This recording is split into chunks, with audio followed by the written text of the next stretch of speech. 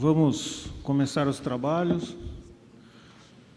Vamos para o segundo dia do IX Fórum 12.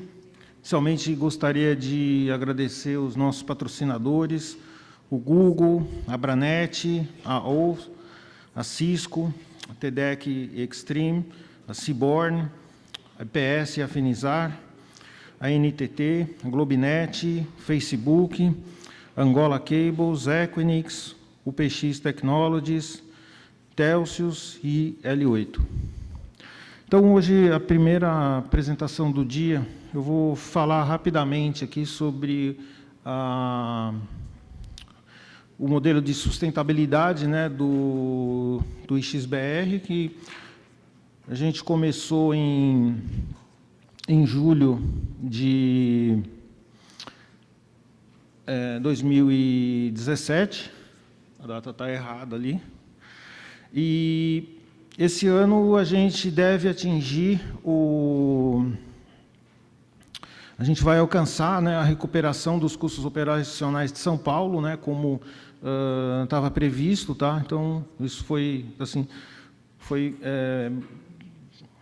vamos dizer assim, um reconhecimento aí do pessoal aí que aceitou esse processo, tá? Então acho que a gente está com um alinhamento ok nisso daí.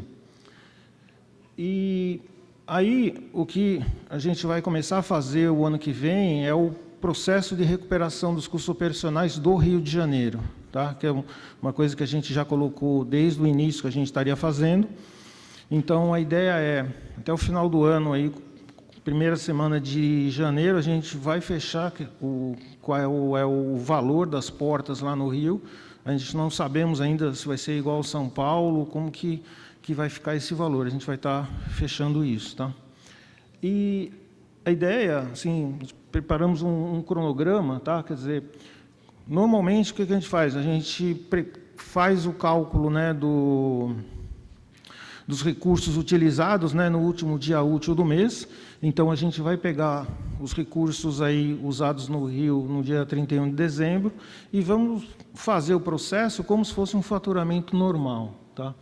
Então, a gente vai incluir no sistema os recursos utilizados, tá? Aí a gente tem duas situações. A gente pode ter ASNs que estão conectados tanto no Rio como em São Paulo.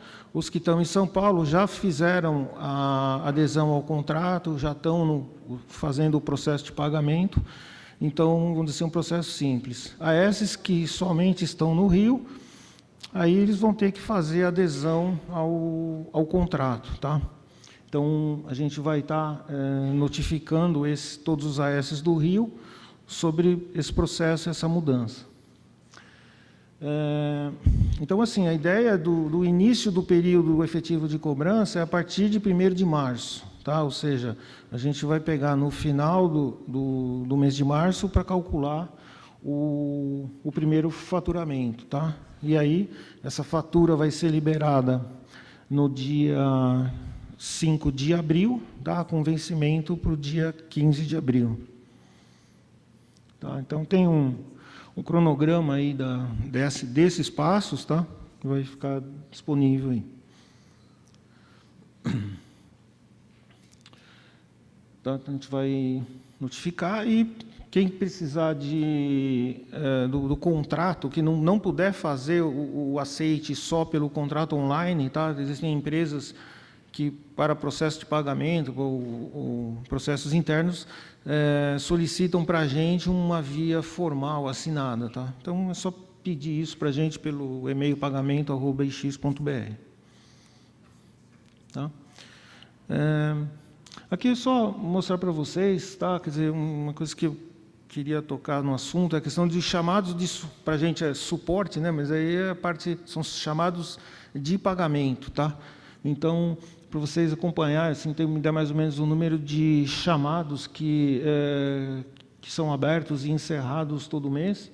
Vocês podem ver que no mês de agosto tem um número grande de chamados que foram abertos. Exatamente, é um processo aí de cobrança, né, ou de solicitação de regularização, né, de pagamentos e de pendências nessa parte da recuperação dos custos, tá? Então, o pessoal do NOC, que nos ajuda nesse processo, né, está cuidando desses chamados. Tá? Então, é importante vocês verem aí e tratarem os chamados e regularizarem os pagamentos. Tá? Uma outra coisa, assim, a gente costuma receber contatos, né, dos participantes através de e-mail. Tá? E o que acontece? Às vezes é pedindo informação, pedindo boleto, pedindo fatura, pedindo alguma correção ou mandando um comprovante de pagamento. O que gostaria de pedir para vocês é que, quando fossem mandar esses e-mails, sempre tomar o cuidado de informar o número do sistema autônomo. Tá? Porque, às vezes, para a gente, é um pouco difícil de localizar o AS, tá? Porque não necessariamente a empresa que está mandando o e-mail para a gente é a mesma, né, o nome, ou é difícil da gente descobrir qual que é o AS. Tá? Existem situações aí que a gente fica na dúvida. Então, às vezes, tem que esperar a pessoa ligar ou novamente tentar um outro contato para conseguir isso.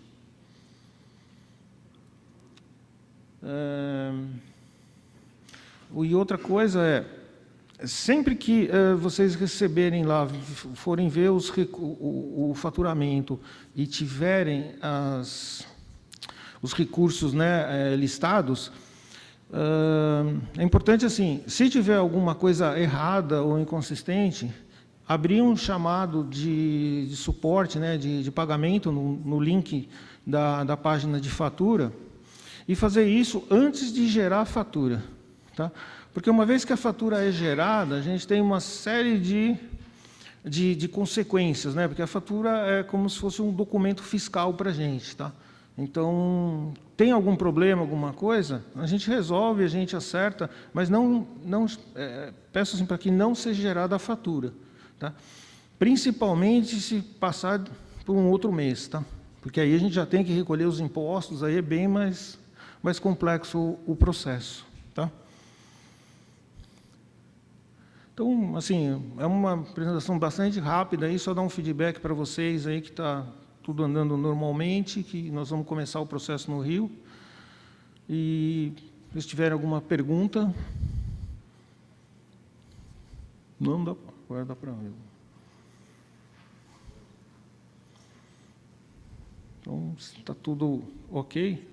Bom, eu queria aproveitar que a gente está com a presença aqui do Arnold Nipper, do D6, tá? Que está participando hoje aqui do fórum. E como a gente tem aqui uns 10 minutos disponível, eu queria convidar o Arnold para estar falando para vocês sobre o PIRINDB. Tá? O Arnold é o responsável pelo projeto, o idealizador. Tá? E é um prazer tê-lo aqui. Tá? Então...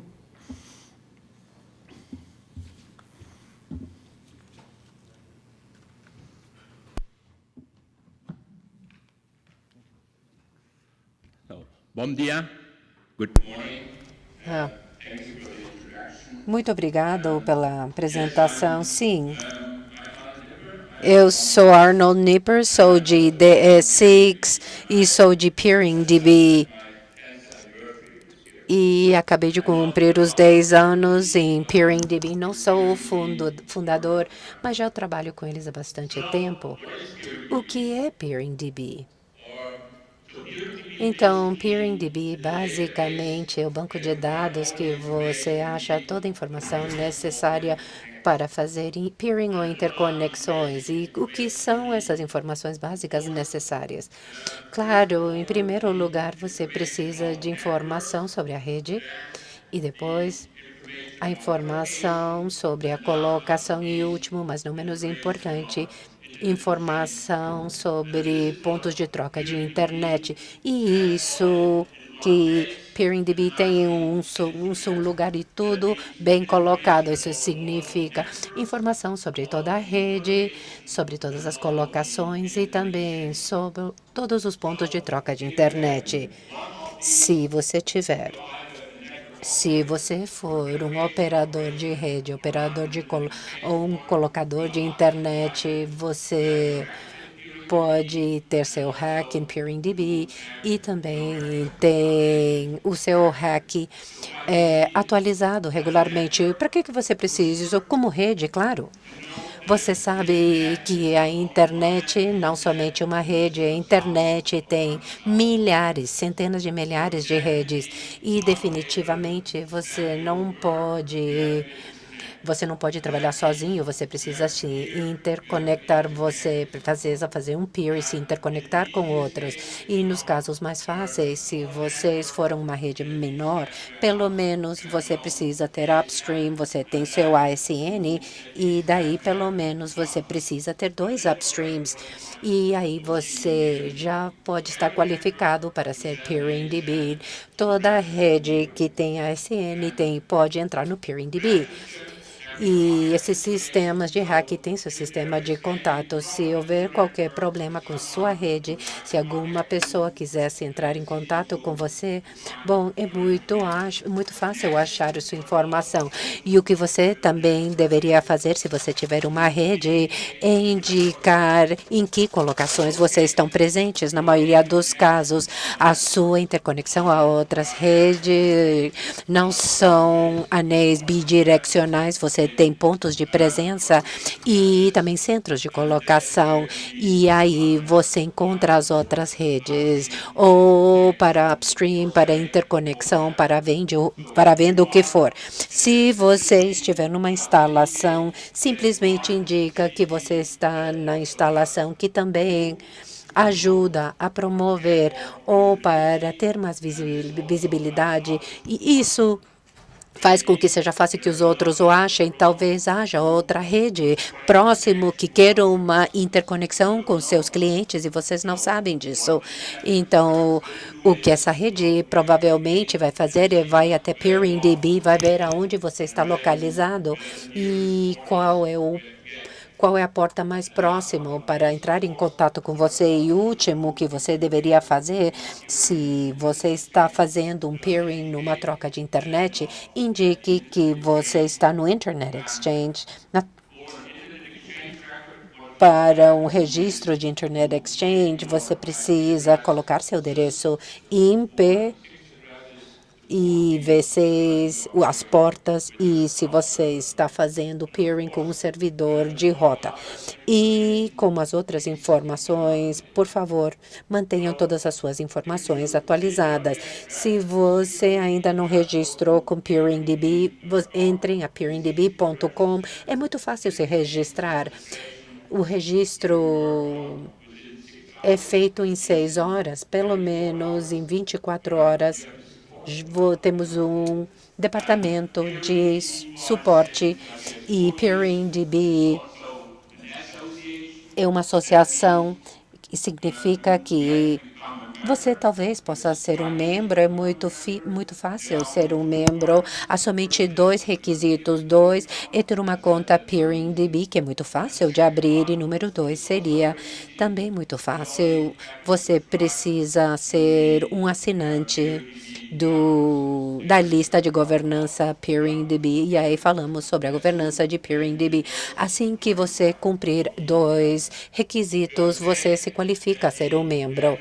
E também vocês podem participar nas reuniões anuais e vocês podem votar na diretoria do PeeringDB. Finalmente, PeeringDB não custa nada aos usuários, e embora seja grátis para vocês e também isso fomenta a utilização de PeeringDB de forma ativa, passiva, e não custa nada ter um registro lá. Claro, quais são os custos de PeeringDB e como recuperamos esses custos? Nós contamos 100% com os patrocinadores. Temos patrocinadores de $2.500 por ano até $25.000 por ano que pagam os patrocinadores. E somos bem financiados. E o que queremos é ter um depósito de 2 anos para não somente operar PeeringDB esse ano, o próximo ano e depois o outro ano. e, por enquanto, somos financeiramente sólidos. Isso se deve a todos os nossos patrocinadores que contribuem com a nossa parte financeira. O que PeeringDB querem, por um lado, é uma interface gráfica que é fácil para os usuários verem a informação e também que tem um API muito poderoso. E esse API ajuda a automatizar todas as conexões de peering e também a gestão das peering connections. E Bigger Network é assim. Eles gostam de automação, eles gostam de poder ver informação. E é o aspecto mais importante de todas as redes, que tem um registro PeeringDB, porque as grandes redes tendem a dizer somente fazemos peering com você se vocês tiverem um registro PeeringDB. E quando você tem um registro PeeringDB e mantê-lo atualizado é uma coisa fácil. E, bom, foi isso que eu queria dizer. Se vocês tiverem qualquer pergunta, por favor, entrem em contato. Ou se vocês tiverem algum comentário, também façam seus comentários. Muito obrigada.